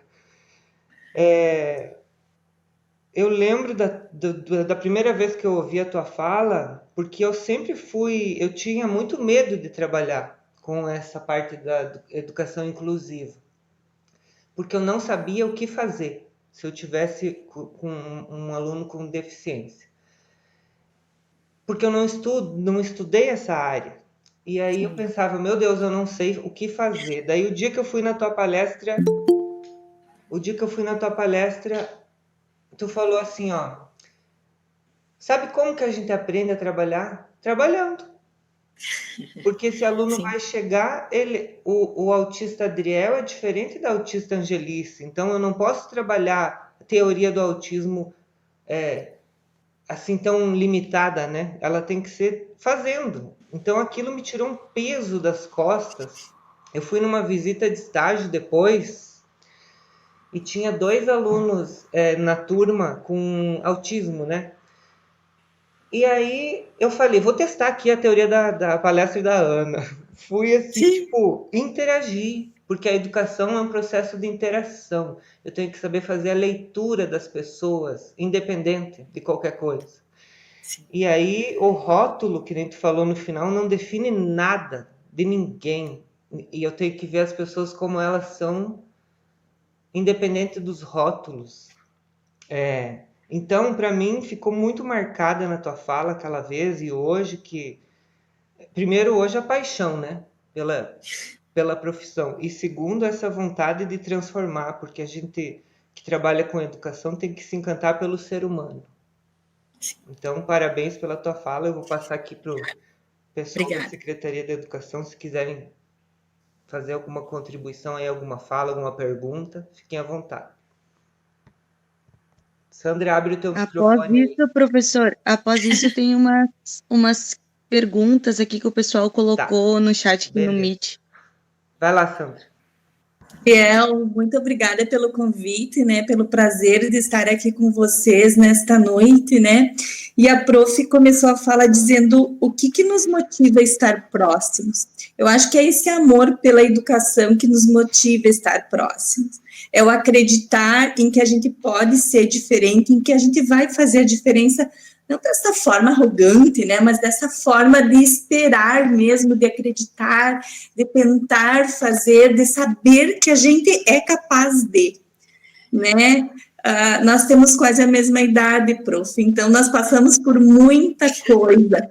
E quando você falava, como que eu vou contar a minha história? E eu sempre, quando vejo meus alunos, eu penso, o que eu deixei na história deles? Qual a imagem que eles têm da gente hoje? Então, eu acho que a gente, sim, tem que discutir muito, e muitas vezes a gente escuta, né, prof, mas isso de novo, meu Deus, como a gente tem que falar de novo e de novo e de novo até aprender, e olha que a gente demora para aprender, né, e aqui entra a questão, sim, Adriel, da universidade, né, porque é a questão da formação. E aqui eu acho que um grande desafio que profissionais nós estamos formando, né? Porque aonde que eles vão aprender se eles aprendam a experimentar? Então, sim, um desafio muito grande para as instituições de formação e também para nós, que bom que os alunos, tomara que eles estejam ouvindo, eles aprendam com os mais velhos, porque a gente tem, sim, muita coisa para aprender. E também, muitas vezes, a gente tem uns ranços e que eles saibam filtrar isso, né? Porque a gente tem de tudo. A gente é ser humano, o mundo que está lá fora está dentro da gente também, né, prof? É verdade. Então, eu acho que eles têm que, sim, ver as questões positivas. E é um prazer, prof, se sinta abraçada. E eu espero, do fundo do meu coração, que a gente possa se abraçar pessoalmente num próximo momento, num próximo encontro. Nós temos um evento de educação muito legal em Getúlio Vargas, em parceria com a Faculdade Ideal, que é o Ideal agora, que é o Fórum de Educação, que é um momento muito rico, de muita aprendizagem. Então, pensar, né, prof, o ano que vem, de 2021, que é esse ano de esperar, de esperançar, né? Exato. Que a gente consiga conversar pessoalmente. Prazer em conhecer e obrigada pela sua fala. Obrigada, Sandra. Muito obrigada. A gente vai se ver de algum jeito. Eu tenho aqui também o professor Robledo, de Passo Fundo, que gostaria de fazer uma intervenção. Professor, pode ficar à vontade.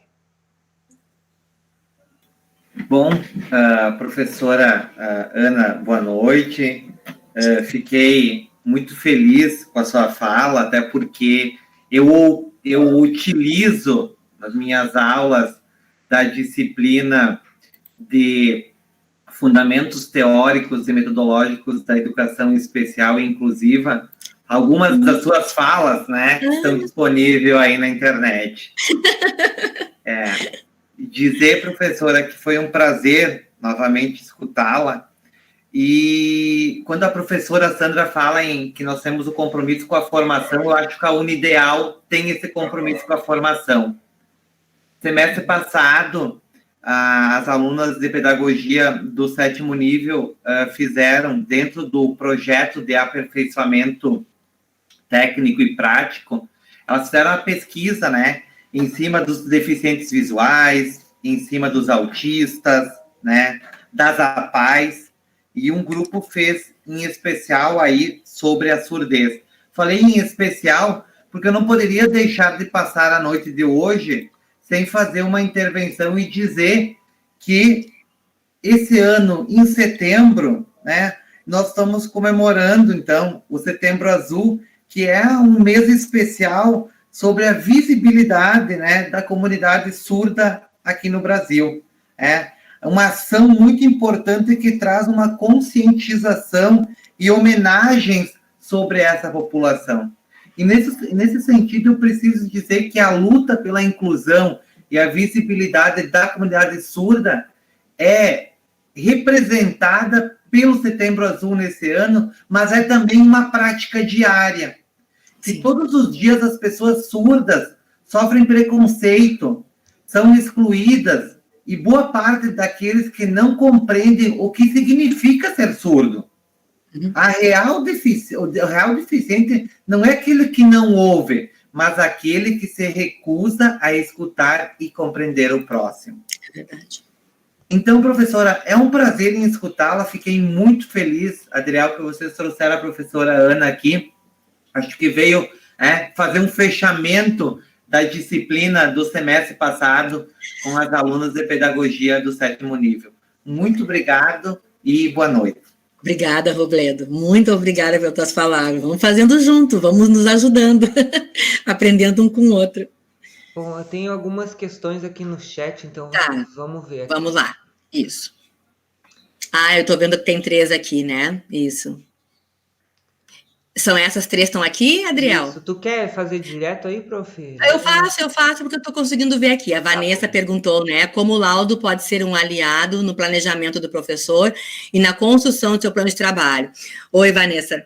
Então, o laudo, ele é um documento que explica algumas questões orgânicas, fisiológicas daquela criança. No caso de uma criança com TEA, ele traz, inclusive, algumas questões sobre esse funcionamento psíquico dela, né? Mas é só isso. O laudo não vai orientar o trabalho pedagógico, né? Então, eu vejo o laudo como uma informação importante, tanto quanto aquela conversa com a família, a conversa com o professor do ano passado, né? Do outro espaço escolar que a criança frequentava, o jovem, mas é para isso que ele se basta. É uma informação sobre algumas outras características que a minha formação enquanto docente não me permite fazer. Eu posso até ter algumas ideias, suposições, né? Mas quem vai confirmar alguns dados exatamente clínicos, claro que vai ser a medicina. Tomara que a gente possa fazer um trabalho em rede, validando o poder da ciência médica e o poder da ciência da educação. Porque quem tem que fazer o planejamento, quem for fazer o planejamento pedagógico, não pode ficar olhando para o laudo dessa criança, desse jovem. O laudo, ele não determina o fazer pedagógico. O laudo é um papel. Eu posso trazer aqui para vocês alguns laudos que eu tenho. Se eles chegassem antes de mim, talvez vocês duvidassem. Puxa, será, hein? Mas como será que ela conseguiu? Mas tu já viu isso? Eu disse para vocês, quando eu saí de um colégio de 1º grau e fui fazer o magistério, eu saí do Emílio Massot e fui para o Paulo da Gama, Porto Alegre, pertinho do Presídio Central. E chegou ali, eu gaguejava até dizer chega, né? Até 2025 eu gaguejaria para ler as coisas. E foi quando convidaram que eu saísse da escola, e eu não saí da escola. Né? A minha mãe, que é uma pessoa que tem até a 5ª série do ensino fundamental, a mãe sentou com a diretora e disse que eu não ia sair do colégio, porque a minha mãe tinha certeza que eu tinha condições de ser professora. A mãe dizendo para ela, minha mãe era empregada doméstica com 5ª série, e a mãe dizendo para ela, do alto do seu conhecimento acadêmico, que sabia que eu ia poder ser professora, que aquela gagueira não era comum, porque eu não era gaga até então, eu passei anos num colégio e nunca isso tinha aparecido, e é verdade. Bom, aí então elas me colocaram em stand-by 1 ano. Então tá, então nós vamos ficar observando, mas se a Ana apresentar outras coisas que descaracterizem o grau, o nível de formação do magistério, nós vamos ter que tirar a Ana daqui. Eu não fui fazer fono, porque a minha mãe não tinha dinheiro, minha mãe e meu padrasto. Eu não fui fazer terapia alguma, porque não tinha como fazer. era só algo do me tranquilizar e poder falar as coisas tranquilamente. E digo para vocês, toda vez que eu ia ler um texto, eu começava assim. E eu tinha um professor, Estemir Vilhena, professor de língua portuguesa e literatura. E o que o Estemir fazia? Ah, já vai começar a radialista. Ali, ó, gente, a narradora de futebol vai começar. Adivinha o quanto isso me ajudava? Ajudava nada, né? Só piorava. Então, eu não gostava de ler em voz alta. E eu vim de um colégio em que eu ganhei medalhas por redação e leitura. E cheguei no magistério e não conseguia. Então, para ver que, assim, os laudos, eles podem ajudar a entender a questão fisiológica, orgânica e até psíquica de alguém. Pode. Mas não vai ser o laudo que vai estar na minha frente aqui na hora que a gente vai abaixar a cabeça e fazer um plano de trabalho. Porque quem faz plano de trabalho é professor, não é médico. Se a gente for deixar o médico, o terapeuta, entrar na nossa vida pedagógica a ponto de conduzir o plano, nós estamos rasgando o diploma, nós estamos acabando com a nossa função da docência. Porque um docente tem que se pegar em planos de trabalho, nas experiências, vai lá conversar na universidade, vai na Ideal, conversa com o pessoal que está lá, faz parceria, participa das reuniões de redinha, do conselho tutelar com assistência social, vamos falar sobre o todo dessa criança, desse jovem que nos preocupa, vamos conversar com a orientadora educacional do colégio, vamos, para pensar o plano de trabalho. Um plano de trabalho, um plano pedagógico, o que vocês puderam montar esse ano, na situação de exceção que nós estamos vivendo, o laudo não adianta nunca, não adianta. Então, não é o laudo. Então, assim, quando você faz essa pergunta para mim, qual é a importância do laudo, ele é desimportante.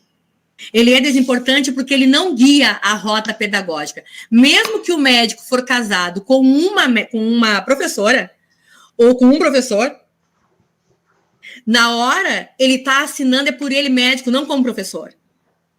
Em alguns momentos, eu recebia indicações médicas dizendo que o estudante tal, e aí vou usar o Adriel de novo, né? Que o Adriel deveria ser colocado numa escola especial porque ele tem o CID tal.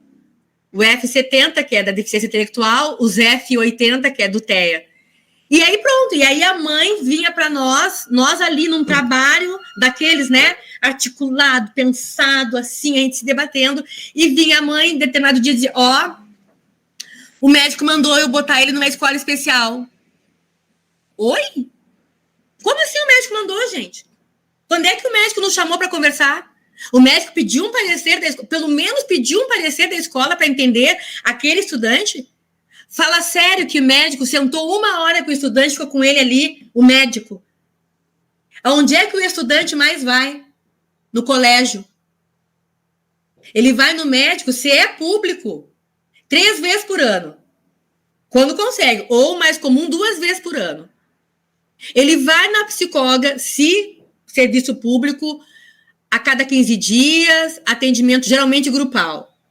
E eu não estou desqualificando o trabalho nem de um nem de outro. Estou dizendo da frequência. Quem é que está olhando, quem é que tem propriedade para falar daquela pessoa enquanto estudante. E esse estudante vem para a escola todos os dias, com greve de ônibus, com chuva, com alagamento. Ele vem. É aquele que não falta, é aquele que tu pensa, ai, que preguiça que eu estou de ir para o colégio. A gente pensa isso, como disse, é Sandra, né? Sandra, isso. Como disse a Sandra, a gente é humano. Tem aquele dia que tu pensa, ai, pelo amor de Deus, que preguiça, que vontade de a gente cair o mundo e não ir. Só eu pensei isso? Não. A gente pensa isso de vez em quando. E o estudante, aquele, a gente vai meio que se arrastando. Aquele dia, para mim, ruim, naquilo que eu entendo de dia feio, tá? Um dia chuvoso, um frio, carregado de capote, sombrinha, bota, nossa, água até por dentro dos olhos, porque daí molha a lente do óculos. E aí tu vai te arrastando, chega no colégio, tem 10, de uma turma de 30 tem 10. Bah, até que vai ser bacana, então. Daqueles 10, tcharam, tem aquele que levanta a mão e tá sempre falando de alguma outra coisa. E você fala, ai, pelo amor de Deus, por quê, hein? Porque eles adoram o colégio, eles adoram vocês, eles nos adoram. E sim, aqui eu li, alguém colocou, que a gente gosta, adora a profissão, adora, eu escolhi.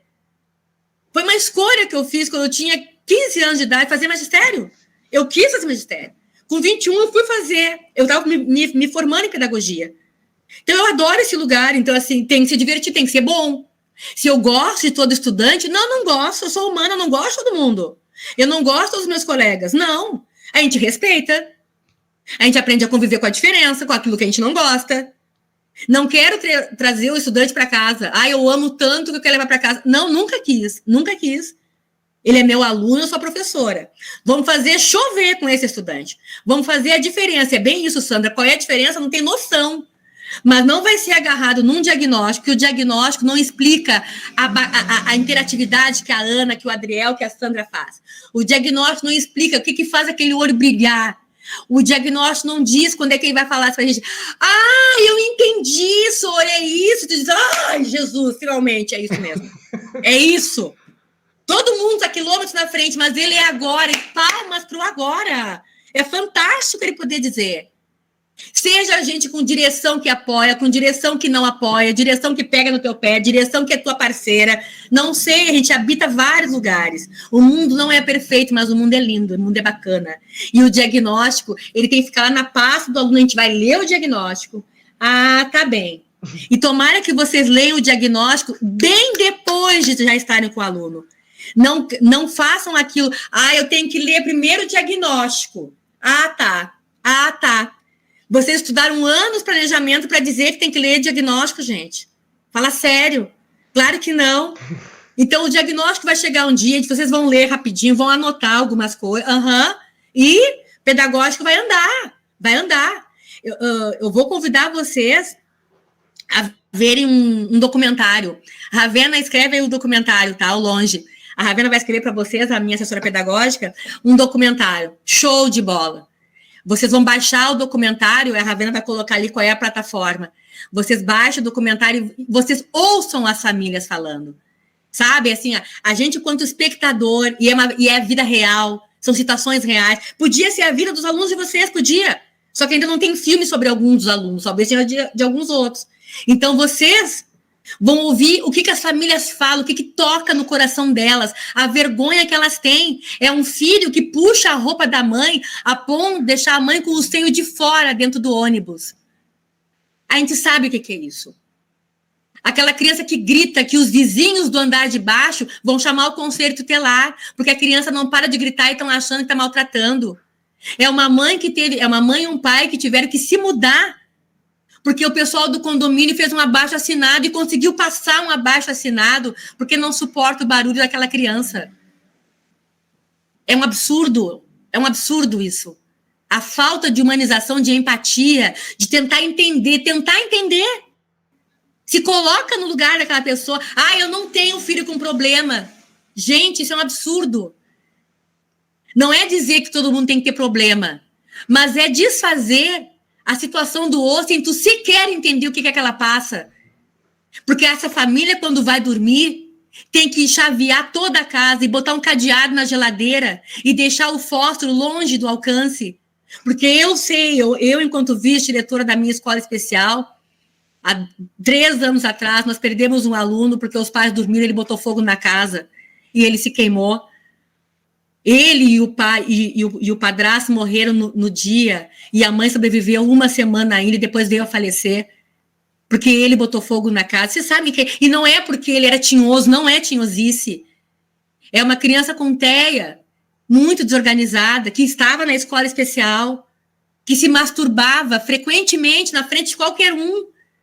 E aí tem gente que vai dizer que é um tarado.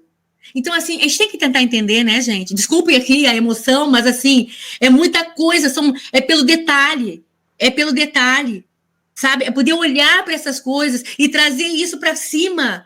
Não é soterrar, não é ser invisível, não é tratar isso como uma coisa estranha. É a vida, as coisas são assim. As coisas acontecem.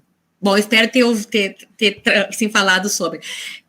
Aqui tinha outra pergunta.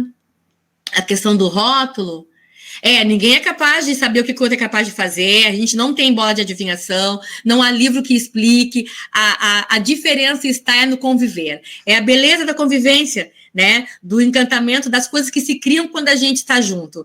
Sei lá o que vai acontecer, se vai para cima, se vai para baixo, vai ficar no mesmo lugar, Tomara que a gente faça de tudo um pouco para que coisa aconteça e que a gente ande de algum jeito, de mão dada, correndo, uma na frente do outro, mas que as coisas venham. A Marielle traz aqui, o Rubem Alves, que a educação é o processo pelo qual os nossos corpos vão ficando iguais às palavras que nos ensinam. Quais são as palavras que nos dizem? Quais são as palavras que fazemos ressoar nos outros? Palavras que machucam ou palavras que curam? Sim, Marielle, exatamente isso, é o poder da palavra.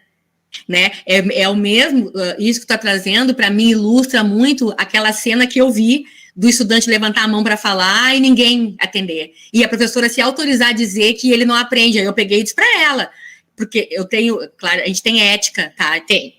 Mas tem coisa assim que fere, e eu fico muito ferida por descasos aos nossos estudantes, eu fico muito ferida. E eu disse para ela, tu acha que tu está ensinando quem?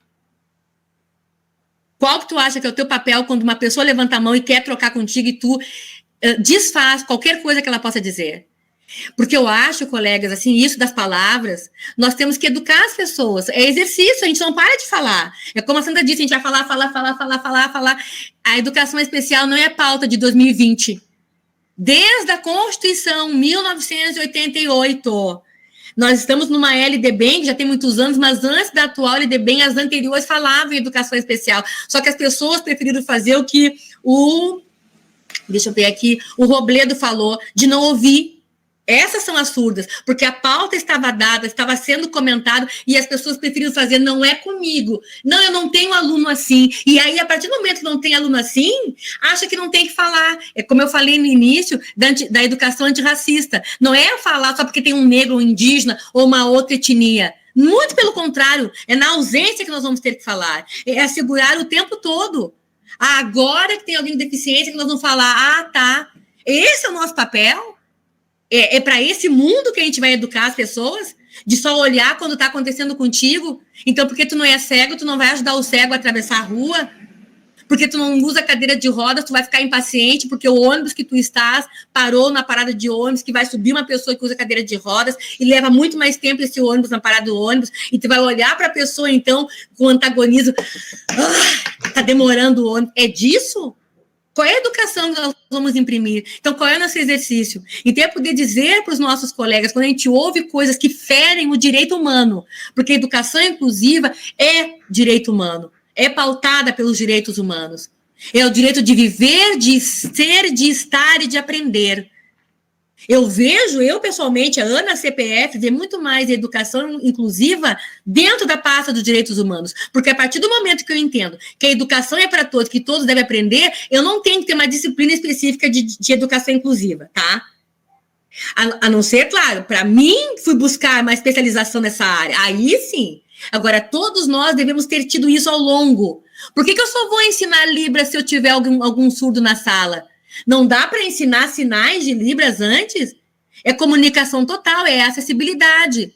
Não é bom usar um banheiro no shopping, numa loja, o banheiro acessível?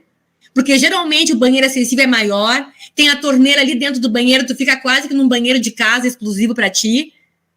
É bom? Então, mas eu só posso usar se eu for cadeirante. Bom, eu não vou disputar o banheiro acessível com uma pessoa que precisa. Se não tem ninguém ali, eu quero o banheiro acessível também. Eu quero poder usar. E inclusão é pensar isso, é tudo para todos. Não é para alguns, é para todo mundo.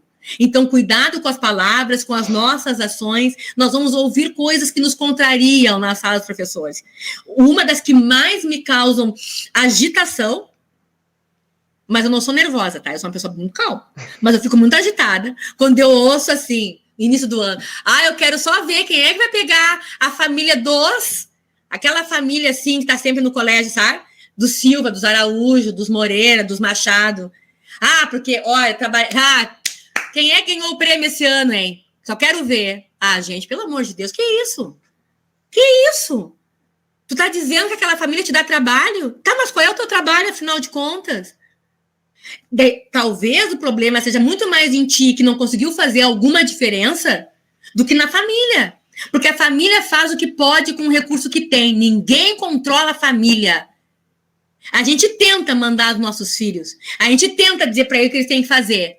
E vão lá e fazem as pequenas pestes do jeito que elas querem fazer. As minhas já são adultas. E não me alegram o tempo todo. Não tem.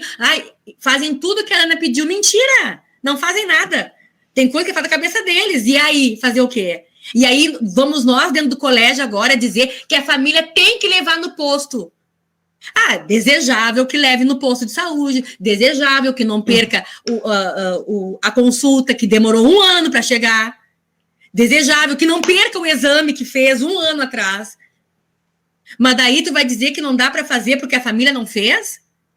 Qual é a família que é excelente? Nenhuma é excelente. Então, se cria dentro da escola um senso, um lugar errado, um falso lugar, de que é só a gente dizer e o pai tem que fazer. Se o pai não fez, o pai é ruim. Não é ruim nada. Ele tem lá o conhecimento que teve, talvez o mesmo que o nosso, talvez seja mestrado também, academicamente tranquilo, mas ele tem uma história naquilo, e naquela hora ele é pai e mãe. Ele enxerga daquele jeito, de ser pai, de ser mãe, de ser vó, de ser tia. É isso que as pessoas fazem. Se é pedagógico, não é para a família. Tomara que a família acompanhe, tomara que seja parceira, tomara que compreenda os nossos pedidos, tomara que sim. Mas não é porque ela não fez que eu vou me autorizar a chegar naquele ano letivo e dizer que ganhar aquela família é um peso. É um peso eu ouvir esse tipo de coisa. E aí é onde, Marielle, eu concordo contigo, dessas palavras tem um peso que eu me sinto muito à vontade para dizer, não, de novo isso, o que está acontecendo? Sabe? É dizer para... Ou aquela outra coisa horrível, da pior turma para a estagiária. Senhor, que castigo. Quem sabe fazer, quem está lá catedrático, não quer pegar. E dá para uma pessoa mais nova na profissão, porque então ela tem que passar por esse desafio. Que isso? Que falta de respeito é essa? É tu entregar uma coisa que ninguém conseguiu fazer, sei lá eu por quê.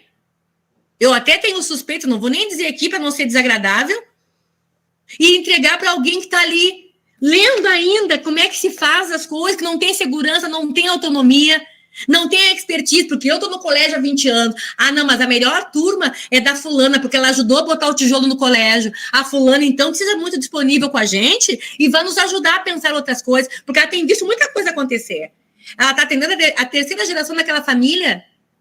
Bueno, então, assim, muito cuidado com o que a gente diz e com o que a gente mostra, né? A gente tem muitos exemplos mesmo, e assim, tem muita coisa, porque, afinal de contas, são 30 e poucos anos de trabalho, então, eu estou conversando com vocês aqui, pensando, eu sei que já passei da hora, me desculpa, eu vou aqui responder mais um pouquinho aqui. O currículo é feito de palavras, conteúdos, campo experiência, objetos de conhecimento.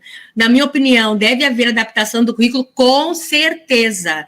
Eu sou da turma, Marielle, que acredita na adaptação curricular. Eu sei que a tendência hoje para os teóricos em educação, e aqui falando na Ana Paula Zarbinski e na professora Eniceia Mendes, da UFSCar, elas têm trabalhado muito mais na lógica do desenho universal, que eu também acredito. Mas pensando esses tempos todos, bem isso que tu escreveste, e a experiência e as vivências que nós temos enquanto escola, nós nem conseguimos avançar mais ainda para a lógica de que o estudante está aprendendo, porque o acesso está dado. A permanência está. A permanência com qualidade, sei. E isso é aprendizagem. É aprendizagem e avaliação. Se isso ainda está embolado para nós, e está ainda embolado para nós, isso não está tão assim apropriado por todo mundo, coordenação pedagógica, porque isso tem que estar na mão da coordenação pedagógica, sim. É o papel dela, quando existe. Orientadora educacional de ajudar a fazer algumas pontes. Direção de escola, eu disse, não é isso para tu, Marielle, professora, para o Adriano, não é nós, escola, é equipe, é fazendo junto, é abaixando a cabeça, vamos estudar, grupo de estudo, vai ler esse texto, vamos devolver isso aqui, não é assim, lá vem de novo estudar, textinho para estudar, bom, né? Ou a gente faz melhor ou faz a mesma coisa, mas também depois não se queixa. Bueno, então assim, como a gente ainda está num contexto de falarmos da permanência e aprendizagem, eu ainda uso muito, 90%, a adaptação curricular. Acredito nisso, gosto dos teóricos, assim, que se tem buscado falar de adaptação curricular, até porque a adaptação curricular não está na seara da educação especial, está na questão das dificuldades de aprendizagem. Emília Ferreiro, Sara Paim, lá vem elas falando já há algum tempo sobre as modalidades de aprendizagem, E isso não era educação especial. A educação especial ouviu esse papo, gostou, foi lá e pegou bastante para si também. Então, eu sou uma pessoa que incentiva as escolas e as redes a fazerem adaptação curricular, mesmo sabendo que hoje o desenho universal deve ser mais pautado, mas eu penso que é uma questão de experiências, de vivências daquela comunidade docente, de poder pensar a aproximação dos conteúdos, a tabela periódica. Como é que tu dá conta de tabela periódica uma pessoa mal alfabetizada e que a questão do numeramento ainda não está dando definida? Tu não vai dar a tabela periódica? Vai dar, vai apresentar a tabela periódica para ela. Mas, assim, a tabela periódica com muita informação. Talvez o que ela tenha que fazer, no caso fosse eu, é olhar uma tabela periódica pronta, ter um gabarito, então, né? E ter uma tabela periódica com lacunas. As lacunas se restringindo exatamente às letras do meu nome, que é Ana, o A e o N. Então, eu vou procurar onde é que está meu gabarito ali, aquele símbolo que tem A e N, e vou ver naquela outra folha onde é que está faltando para eu completar. Ah, mas é só isso. Ah, mas está todo mundo aprendendo os elementos. Isso é falsear, é dizer que é inclusão, mas não é, tu está só excluindo. Não. Excluindo eu estaria se desse folhinha para pintar, se eu desse folha para recortar, assim, umas coisinhas, umas palavrinhas soltas, nada a ver. Agora, se eu vou dar dentro daquele contexto do que nós estamos falando, e que a turma toda está pensando, e ele também vai estar pensando, ele e ela, tabela periódica, aí eu não estou excluindo. Eu estou fazendo com que ele também acesse o mesmo campo de conhecimento, a mesma área central, que é a tabela periódica e os elementos, e as suas representações, naquilo que ele consegue. Ele não vai decorar, talvez, como os outros, por que esse elemento está para cá, porque tem menos gases, por que está para lá? Talvez isso não. Mas então não dá para dizer que está no 7º ano. Está no 7º ano, sim. Eu não tenho certeza em qual é o ano que se dá, tá? Me desculpa se eu errei.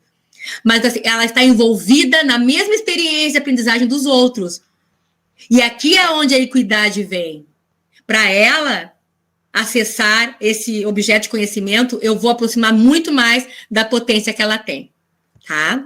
Então, eu acredito em adaptação curricular, eu valido, eu acho que é bem por aí, mesmo sabendo que o pessoal já avançou. Só que eu acho que para nós ainda, em muitos lugares do Brasil, porque eu tenho circulado um tanto também, por live ou presencialmente, nós não temos isso ainda tão maduro da adaptação curricular nas nossas redes, tendo sido experimentado.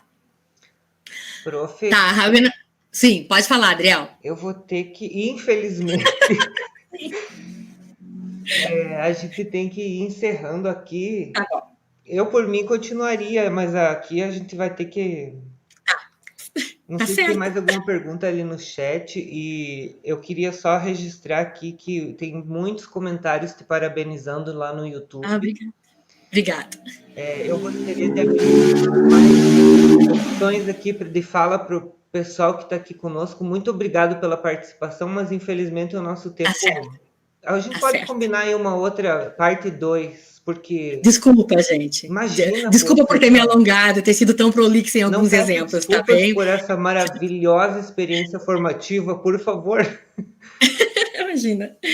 Eu te agradeço, um espaço aqui para tu encerrar, depois a gente agradece, quero agradecer aos professores, a Secretaria Municipal de Educação, e dizer que a gente tem que ir desconstruindo essas barreiras, pois a escola é o lugar de ensinar para a vida, né? Então, e a vida somos todos nós. Exato. Obrigadão, prof, e eu deixo um espaço aí para tu se despedir. Tá bom. Ai, Adriel, obrigada de coração, sabe? E assim, colegas professores e futuros professores, para quem ainda não exerce, né? Essa nunca é uma questão de dinheiro. Claro, assim, que as coisas vêm, a gente é contratado, é pago por um serviço, ok, mas é para além disso, entendem? Porque eu acho que a gente tem que compartilhar os conhecimentos da gente, a gente tem que ouvir as pessoas, tentar se aproximar daquilo que elas estão pensando, sabe? Porque só teorizar não está em nada. Então, ter a experiência de conversar, né? De passar um pouco do horário, eu acho que é um pouco bastante até, né? Passar um pouco do horário, vocês terem ficado. A experiência, para mim, também é muito importante. Tenho convicção disso, que isso não é uma coisa de mim para vocês, é de nós para nós. porque para eu estar aqui falando essas coisas, eu tive que estudar, escrever coisinhas, né? Vai lá, rever, organiza, para poder fazer uma entrega adequada para as pessoas, que as pessoas merecem, né? Vocês merecem, professores merecem sempre, educadores merecem muito, muito uma educação de qualidade, acesso ao conhecimento, e faço, por favor, o que eu disse, se munam de argumentos técnicos, vão para as pautas de vocês, de conversa, de debate, com conhecimento, leiam as coisas, nem sempre a gente tem tempo para ler tudo que a gente gostaria, assistir todas as lives que a gente gostaria, mas assim, façam isso, eu estou à disposição de vocês. Ravena, bota o nosso Instagram, por favor, ali, para o pessoal, para quem quiser, né, se aproximar da gente, conversar também. Fica o meu agradecimento pela escuta de vocês, pelas palavras, pela gentileza, né, por estarem. Muitíssimo obrigada. Até um breve, ano que vem, esse ano, não sei, mas é sempre até um breve, tá bem? Um abraço para vocês. Eu fico agora escutando as demais pessoas. Muito obrigado, professora Ana. É um prazer sempre. Gente, muito obrigado. Encerramos com chave de ouro aqui. Amém. Obrigadão.